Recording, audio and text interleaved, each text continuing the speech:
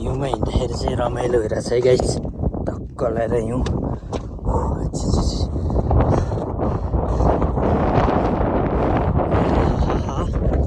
स्यास एकदम बढिरहेछ गाइस। माथि निस्किसक्यो भालमा।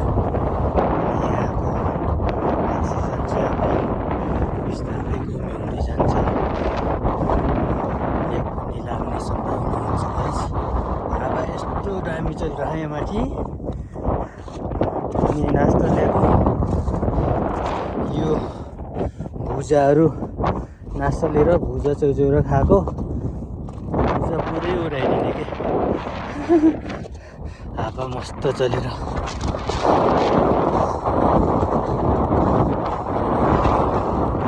अघिसम्म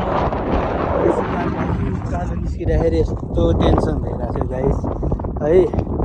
अहिले चाहिँ यो दामी हो। यहाँ तल चाहिँ सुखले समाएको हो। यहाँ तल कुमकोठी,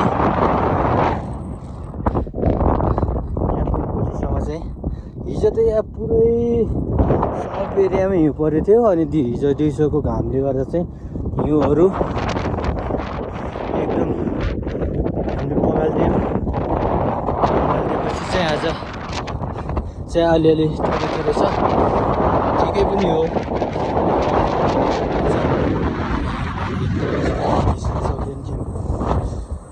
कोठी भिरमा अब जे होस् रमाइलै छ गाइस।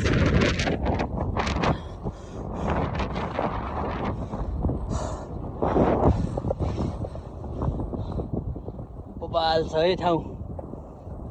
यही बेलै हो घुम्न आउने गाइस, हिउँ परेको बेला। अनि पछाडि बर्खामा पनि दामी सिन आउँछ हरियाली।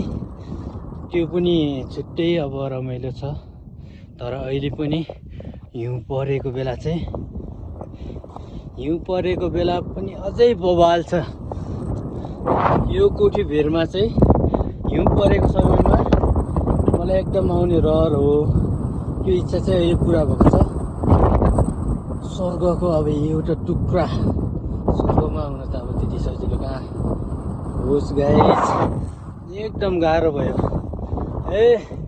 भोकले टेन्सन दिएर गुराँस खाने आज बाटोमा यहाँ माथि आएपछि नास्ता खाइयो। पहिलो नास्ता खाएर बलियो भइएछ गाइस। अब टक्क ल्याएर हिँडिन्छ। यहाँ चाहिँ हिउँ खेल्न नपाएर टेन्सन भइरहेको थियो गाउँमा। अब हिउँमा रमाइलो छ। टक्क ल्याएर